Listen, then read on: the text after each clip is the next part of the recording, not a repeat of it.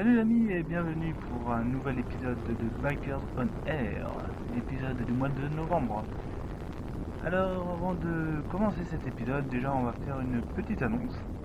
Parce que, comme tu l'as remarqué, Rien à foutre a dû se dissocier du groupe et on n'a pas pris le temps de chercher un remplaçant. Donc si ça t'intéresse de nous rejoindre pour reformer un groupe à 4, tu peux te proposer sur la page Facebook du groupe BOA ou sur le forum motovlog.fr. Voilà. Donc sinon, pour le sujet qui nous intéresse pour ce mois-ci, le BOA de novembre, on va parler du stunt. Donc le stunt déjà, qu'est-ce que c'est? C'est un sport.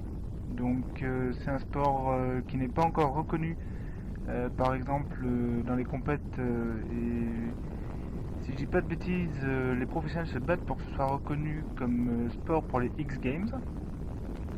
Mais donc ça consiste en fait à démontrer une certaine maîtrise de sa machine en faisant des acrobaties pour le moins impressionnantes. Donc aujourd'hui on va parler du stunt de manière générale. Donc en ce qui nous concerne, on va parler des amateurs et des professionnels. Alors pour commencer avec les amateurs, on va commencer avec par exemple le mec qui nous fait des figures basiques de stunt, parce que pour faire plus il faut une machine modifiée. Donc pour les utilisateurs moyens comme toi et moi, avec les motos qu'on a de base, ça se limite à quelques figures classiques comme le wheelie, le stoppie, le drift, etc. Et donc il arrive de temps en temps effectivement de croiser un mec qui fait un petit wheelie ou un stoppie à l'arrivée d'un feu. Donc quand c'est une fois, perso ça me dérange pas, c'est sympa, c'est marrant. Après par contre il y a la catégorie des amateurs qui vont faire ça plusieurs fois. Enfin j'ai la répétition à chaque feu qui vont démarrer en wheelie. Là j'ai juste envie de te traiter de bip, voilà, on va rester correct. Parce que la rigueur que tu le fasses, je m'en fous un peu. Par contre le problème c'est qu'on n'est jamais à l'abri d'un défaut de maîtrise de son véhicule. Ça arrive même au meilleur. Et dans ce cas-là, toi tu vas pas te faire trop mal, enfin je pense. La moto par contre elle va morfler, mais enfin bon ça quand tu fais ce genre de choses t'es au courant. Par contre ce qui m'embête plus c'est que toi ou ta moto peut finir sur les copains, enfin sur les autres usagers de la route. Et là c'est un peu con parce qu'ils n'ont rien demandé. Donc là ça me fait un peu chier. Sinon toujours pour les amateurs, ce que j'aime bien c'est le mec qui est conscient qu'effectivement il prend des risques, vis-à-vis de un peu de lui-même mais surtout de sa moto, mais par contre qui va faire ça sur route fermée ou sur les parkings. Donc là il n'y a aucun souci, éclate-toi autant que tu peux. Franchement si tu peux te faire plaisir avec ça, il n'y a aucun souci. Si j'osais je le ferais, mais j'ai trop peur d'abîmer ma moto. Le seul truc que tu risques éventuellement, c'est s'il y a un flic qui passe, c'est non maîtrise du véhicule, parce que il faudrait, dans la loi, il faut avoir les deux roues au sol et les deux mains sur le guidon. Après, donc par contre, ce que j'admire vraiment, c'est la dernière catégorie, les professionnels. Et eux, je kiffe vraiment parce que ils font vraiment des figures impressionnantes, des trucs de grands malades. Le truc, c'est que déjà, j'aime bien voir ce qu'ils font. Alors tu peux voir ce qu'ils font dans toutes les manifestations moto, comme les expos, les courses de MotoGP, etc.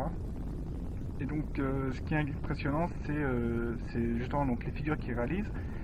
Et j'ai vraiment du respect parce que non seulement ça demande un paquet de temps d'entraînement, mais ça demande aussi un investissement personnel et financier.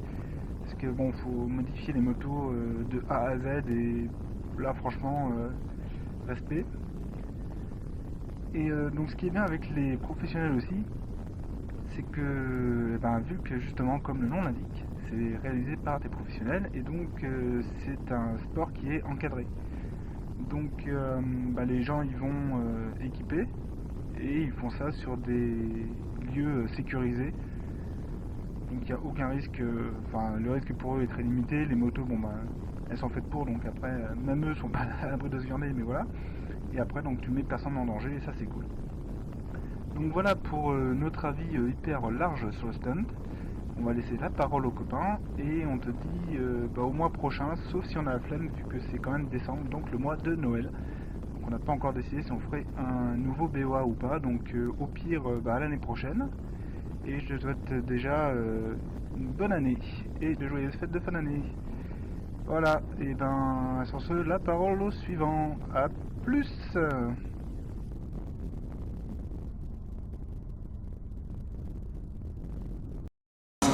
Donc c'est à mon tour. Donc pour moi le stunt c'est un peu mitigé pour moi. Parce que je sais pas trop quoi penser, parce que c'est un peu pour se montrer entre guillemets. C'est un peu pour se montrer, mais c'est un peu pour se montrer et un peu pour montrer que tu maîtrises un peu la bête, quoi. Et ça, c'est toujours sympa dans les vidéos, par exemple Lucas F9100, c'est toujours sympa qu'à la sortie d'un virage en montagne, quand tu lâches un petit wheelie et tout. Mais bon, je sais pas trop quoi penser encore. J'hésite. Je trouve que c'est bien et que c'est pas bien en même temps, parce que c'est pour un peu la frime, mais ça rend bien aussi. Ouais, je sais pas. Je sais pas. Et donc moi, je vais parler plus particulièrement des. Oh, je vous reprends quand ça sera passé au vert.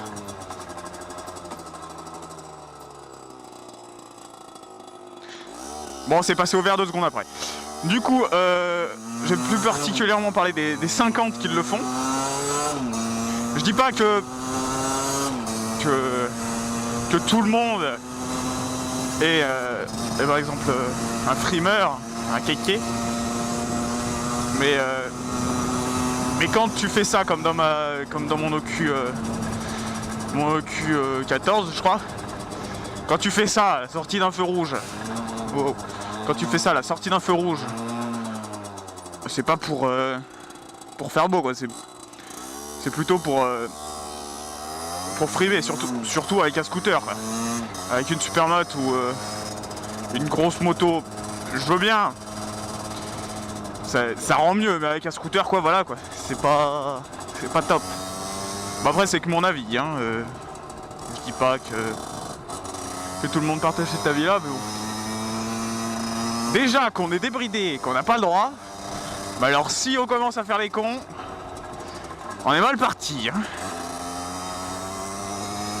Déjà qu'on a une image assez dégueulasse de nous, alors si ça continue, on n'est pas dans la merde. Donc voilà, en 50 c'est plutôt pour se montrer. Bah je trouve, si tu fais ça, oh c'est bon, si tu fais ça en ville, où c'est limité à 30, voilà quoi. C'est plutôt pour te montrer, mais bon.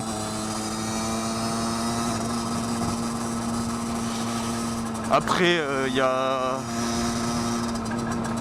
Moi, je vais pas dire que j'aime pas le stun, par exemple les wheelies. Et je dis pas que wheelie égale kéké, comme on me l'a fait remarquer dans les commentaires de la vidéo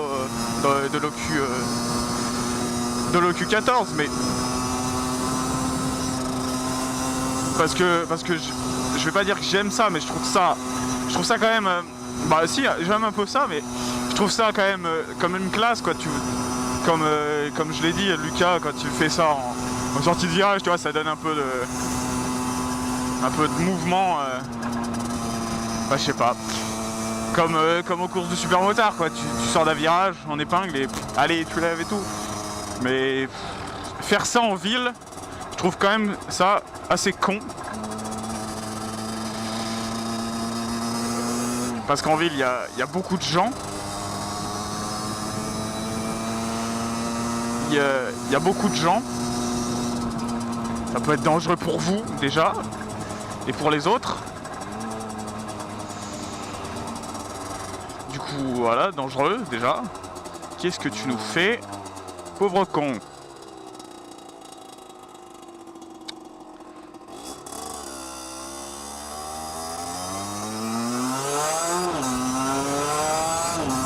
Du coup, ça peut être dangereux pour vous, mais aussi pour les autres. Encore dangereux pour vous, vous pétez la gueule tout seul. On s'en bat les couilles. Et si vous faites mal à un mioche, par exemple là tu fais un wheelie ici, sortie d'école. Bon, il y a des vieux aussi, hein, faut faire gaffe. Sortie d'école, voilà quoi, tu tapes un vieux ou un petit, voilà quoi. Et voilà, je pense que c'est tout. Tout ça pour faire, tout ça pour frimer la plupart du temps. Bon après ça peut rendre bien, hein, comme je l'ai dit.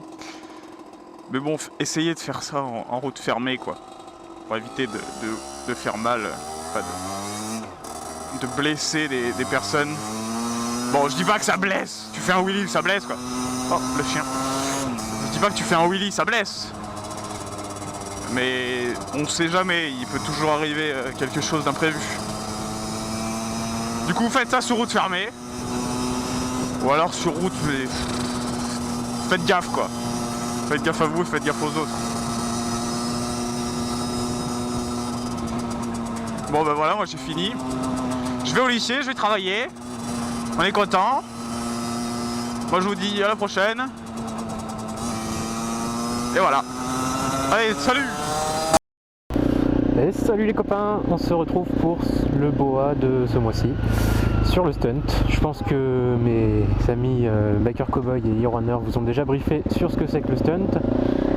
Alors d'abord je voudrais m'excuser pour le mois dernier, il n'y a pas eu de BOA. C'était 100% ma faute en fait, parce que j'ai changé de casque comme vous le voyez sûrement à l'écran. Et du coup j'avais du mal à trouver une disposition micro qui convienne pour avoir une bonne qualité, ce qui a fait que j'ai pas pu tourner le vlog et que j'ai galéré à trouver un câble, et donc c'est de ma faute s'il n'y a pas eu de BOA. Et là cette fois-ci j'ai un câble, donc tout va bien. Donc le stunt, petit brief rapide, c'est quoi? C'est des acrobaties à moto que des gens font sur une piste privée en général. Il y en a qui sont spécialisés là-dedans, qui en ont fait leur métier on va dire, comme Matt Mechatrix ou Jorian Ponomareff. Vous pouvez en voir généralement sur les salons et les conventions moto, enfin tout ce qui tourne autour de la moto, et des petits spectacles avec du stunt. Si vous en avez jamais vu, je vous invite à aller en voir, c'est franchement cool à regarder et c'est vraiment sympa.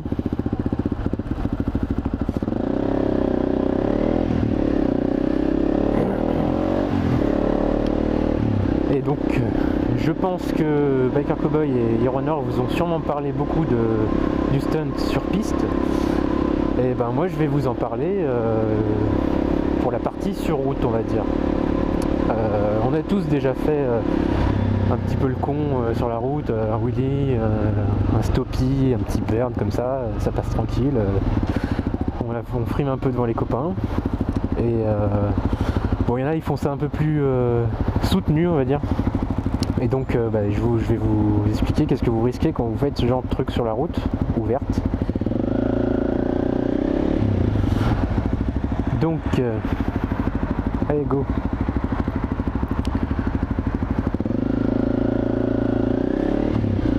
Premièrement, celle que vous prendrez à tous les coups, c'est défaut de maîtrise du véhicule.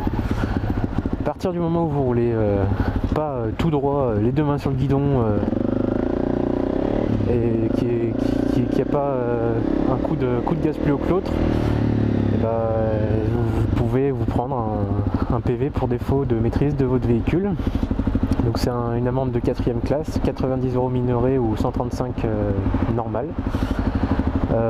Et ça, ouais, si vous tombez sur un con, bon, il va vous mettre celui-là avec d'autres. On va les aborder juste après. Et si vous tombez sur un très très con, bah, il risque de vous faire chier aussi sur la conformité de votre moto, clignotant, échappement et tout ça. Enfin bref, donc défaut de maîtrise du véhicule, ça concerne dès que vous levez une main,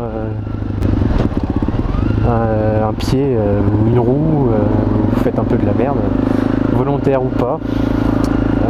Voilà. Ensuite, vous pourrez éventuellement vous prendre une prune pour... me laisse surtout pas passer.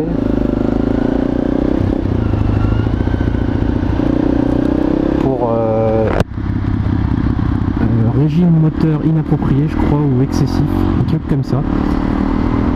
Ça, c'est si vous faites si vous faites des wheelies, ça vous concerne. C'est quand vous faites du bruit en ville, en donnant des gros coups de gaz ou des coups de rupteur, voilà, vous pouvez vous prendre ça.